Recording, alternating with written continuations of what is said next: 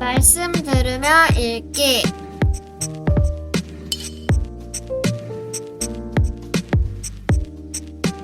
요한복음 1장 아가페 쉬운 성경. 태초에 말씀이 계셨습니다. 그 말씀은 하나님과 함께 계셨는데 그 말씀은 곧 하나님이셨습니다. 그분은 세상이 창조되기도 전에 하나님과 함께 계셨습니다. 모든 것이 그분을 통하여 지음을 받았습니다. 지음을 받은 것 중에서 어느 것 하나도 그분 없이 지어진 것이 없습니다.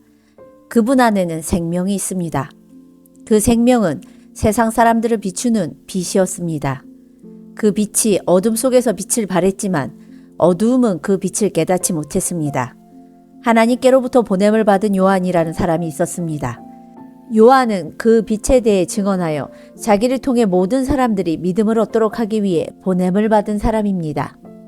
요한 자신은 그 빛이 아니었으나 사람들에게 그 빛에 대하여 증언하기 위해 온 것입니다. 참빛이 있었습니다. 그 빛은 세상에 와서 모든 사람을 비췄습니다. 참빛이 되신 말씀이 세상에 계셨습니다. 세상은 그분을 통하여 지음을 받았는데도 그분을 알지 못하였습니다. 그분은 자기 땅에 오셨으나 그의 백성들은 그분을 영접하지 않았습니다. 그러나 누구든지 그분을 영접하는 사람들, 그분의 이름을 믿는 사람들에게는 하나님의 자녀가 되는 자격을 주셨습니다. 좋은 가문에 태어난 사람들만 하나님의 자녀가 되는 것이 아닙니다. 또한 어떤 사람들의 계획이나 바람에 의해서 그리고 그들의 조상으로 말미암아 하나님의 자녀가 된 것도 아닙니다. 다만 그들은 하나님 자신이 그들의 아버지라는 사실 때문에 하나님의 자녀가 된 것입니다. 말씀이 사람이 되셔서 우리 가운데서 사셨습니다. 우리는 그분의 영광을 보았습니다. 그 영광은 오직 아버지의 독생자만이 가질 수 있는 영광이었습니다. 그 말씀은 은혜와 진리로 충만해 있었습니다. 요한이 그분에 대해서 증언하며 외쳤습니다.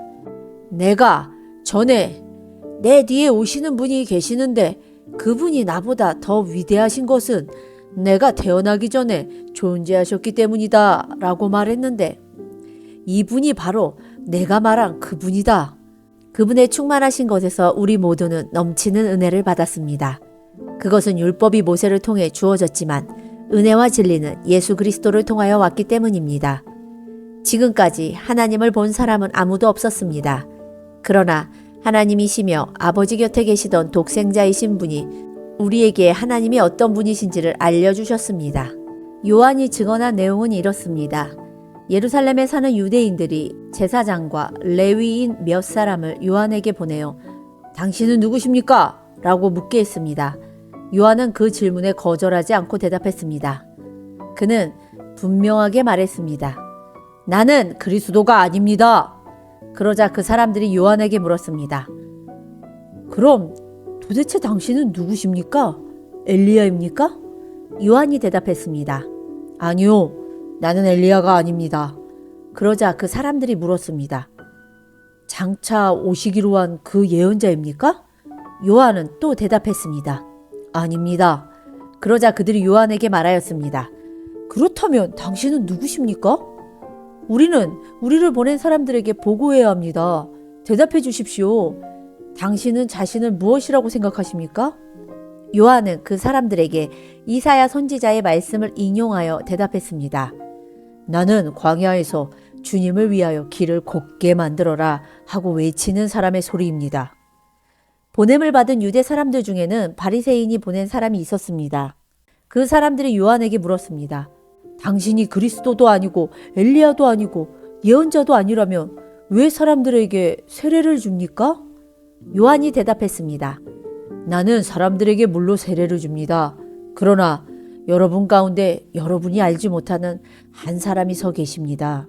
그분은 내 뒤에 오시는 분이지만 나는 그분의 신발끈을 풀 자격도 없는 사람입니다.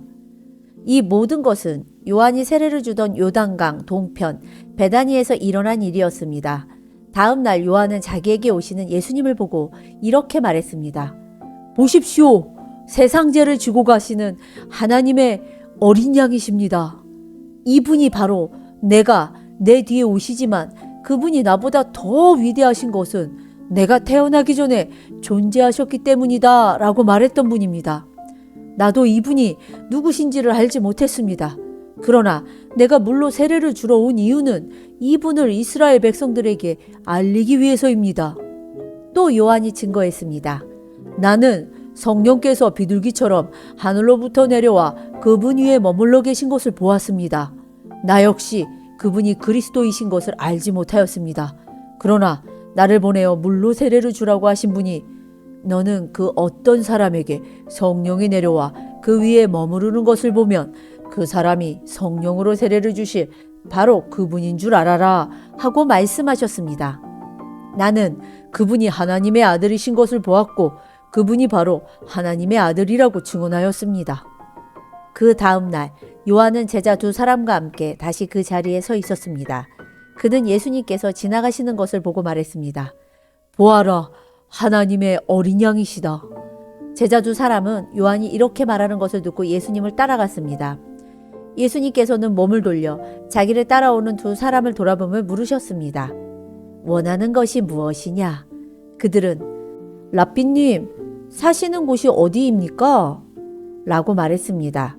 랍비라는 말은 선생이라는 뜻입니다. 예수님께서는 와서 보아라 하고 대답하셨습니다. 그래서 두 사람은 예수님과 함께 갔습니다. 그들은 예수님께서 머무르시는 곳을 보았고 그날 예수님과 함께 그곳에서 지냈습니다. 때는 오후 4시쯤이었습니다. 요한에게서 예수님에 대한 이야기를 듣고 예수님을 따른 두 제자 중 한 사람은 시몬 베드로의 동생 안드레였습니다. 안드레가 첫 번째 한 일은 그의 형 시몬을 찾은 일이었습니다. 그는 시몬에게 우리가 메시아를 찾았어 라고 말했습니다. 메시아란 그리스도를 가리키는 말입니다. 그리고 나서 안드레는 시몬을 예수님께 데려왔습니다. 예수님께서는 시몬을 보시고 내가 요한의 아들 시몬이구나. 이제 너를 게바라고 부르겠다 라고 말씀하셨습니다. 게바란 베드로란 뜻입니다. 다음 날 예수님께서는 갈릴리로 가기를 원하셨습니다. 예수님께서는 빌립을 만나시자 그에게 나를 따라오너라 하고 말씀하셨습니다. 빌립은 안드레와 베드로와 같은 동네인 베세다 사람이었습니다. 빌립은 나다나엘을 만나고는 그에게 이렇게 말했습니다. 모세가 율법책에 썼고 예언자들도 기록한 그분을 우리가 찾았다. 나사렛 사람 요셉의 아들 예수님이 바로 그분이시다. 그러나 나다나엘은 빌립에게 나사렛에서 뭐 좋은 것이 나올 수 있겠는가? 라고 말했습니다. 빌립은 와서 보아라! 하고 대답했습니다. 예수님께서는 나다나엘이 자기에게 오는 것을 보시고 여기 참 이스라엘 사람이 있다. 이 사람에게는 거짓된 것이 하나도 없다. 라고 말씀하셨습니다. 나다나엘은 예수님께 저를 어떻게 하십니까? 하고 물었습니다. 예수님께서 대답하셨습니다. 빌립이 너를 부르기 전 내가 무화과 나무 아래에 있는 것을 내가 보았다. 나다나엘은 예수님께 선생님, 당신은 하나님의 아들이시며 이스라엘의 왕이십니다. 라고 대답했습니다. 예수님께서는 나다나엘에게 내가 무화과 나무 아래에 있는 것을 내가 보았다고 말해서 나를 믿느냐? 그러나 너는 그것보다 더 큰 일을 보게 될 것이다. 라고 대답하셨습니다. 그리고 그들에게 내가 너희에게 진리를 말한다. 너희는 하늘이 열리고 하나님의 천사들이 인자 위에서 오르락 내리락 하는 것을 보게 될 것이다. 라고 말씀하셨습니다.